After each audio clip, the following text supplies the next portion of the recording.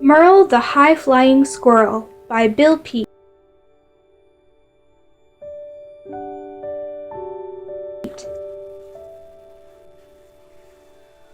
Merle was a scrawny young squirrel who lived in a big city park up in an oak tree.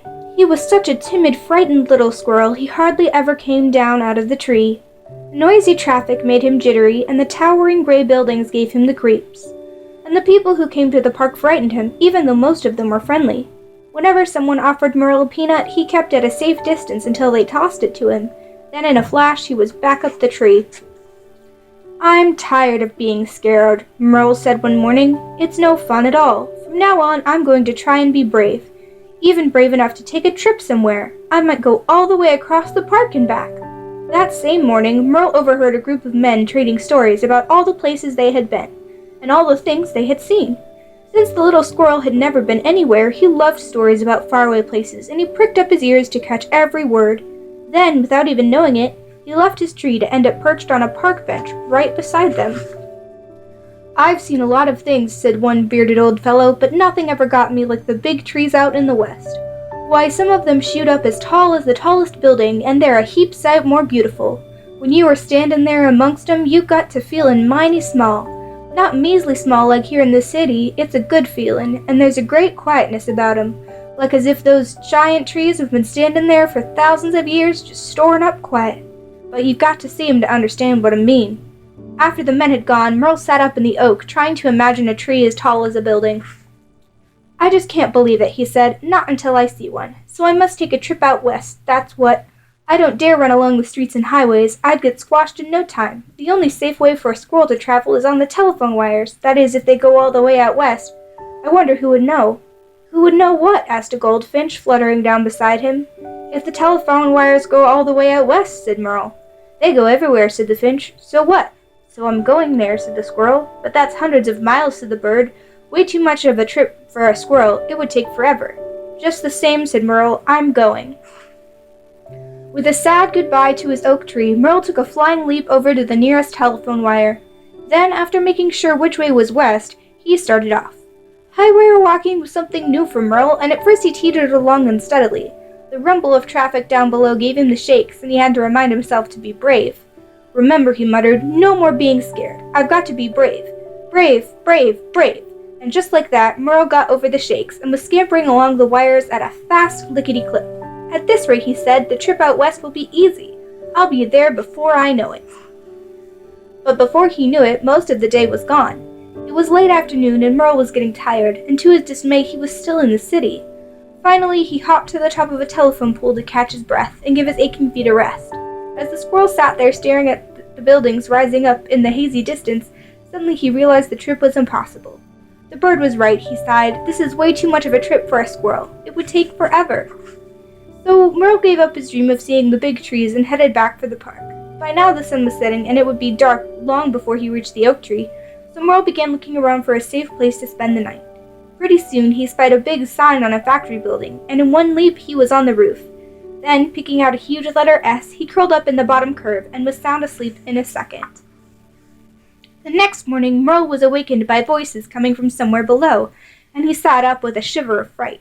"We could grab it by the tail," someone said. "If we could reach it, what we need is a tall, tall ladder." In a flash the squirrel was on top of the S. Then, peering down into the street, he spotted two boys, but they weren't looking at him. They were staring up at a kite with the tail tangled in the telephone wires. "We need more than a ladder," said one boy. "We need a long pole, too, and I know where to find one. Let's go." As the boys raced up the street, Merle got a bright idea. "I know, I'll surprise them," he said. "I'll entangle the tail and have the kite down before they get back." Then he scurried out onto the wires and set to work. The squirrel was so busy tugging at the tangle, he didn't notice the storm clouds rolling over the city, or the first big raindrops pelting down. The fierce wind came up so quickly Merle was caught by surprise, and swoosh! The kite was swept off the wires with the squirrel clinging tightly to the tail. Suddenly Merle was sailing high over the buildings, on up into the boiling black clouds. Now he was really scared. He feared the kite might be ripped to pieces. Then down he would tumble into a street full of traffic. But the boys had made a good strong kite, and it sailed lightly along in the midst of the roaring, raging storm, smiling all the way.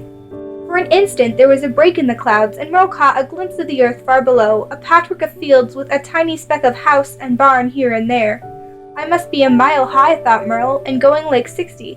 I'm on a flying trip, and it might be a long one if I can just hang on, and he tightened his grip on the wildly thrashing tail. At last the storm blew itself out. The wind died down to a whisper, and the kite dropped out of the clouds. The tail fell limp, and the squirrel found himself drifting down into a barren wasteland of boulders and dry brush, with no sign of a tree anywhere. No, no, cried Merle, not here. I couldn't stand to live here, not even for a day. Just as the kite was settling to the ground, along came a whirlwind, swirling up clouds of dust, thistles, and tumbleweeds.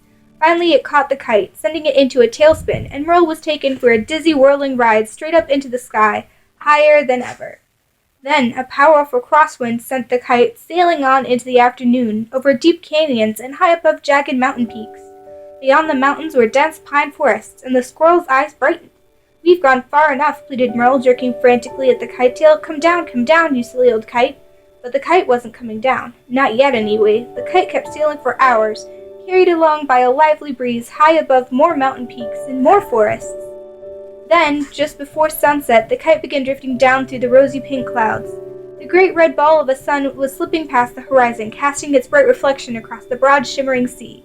Suddenly the squirrel realized he had made the trip out west. Too far out west. The kite was heading out to sea.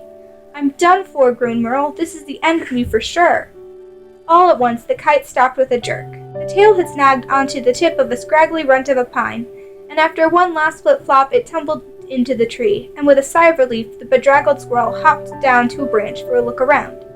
In all directions a ghostly blanket of fog covered the ground, with here and there a runt of a pine. What a weird place, muttered Merle, but at least I'm lucky to land in a tree and not in the sea.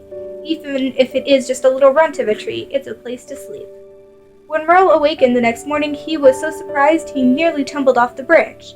And what a tumble it would have been! The fog had drifted away, and Merle discovered he was high in the air, up in the very tip-top of a gigantic redwood, and on every side were more towering trees, a whole forest of them. I can't believe it, cried Merle. I'm here, I'm way out west in the big trees. Like the man said, chortled the happy squirrel, they are as tall as a building and a whole lot more beautiful, and there is a great quietness about them, and I do feel mighty small out here, but not measly small like I did in the city. It is a good feeling. Just great.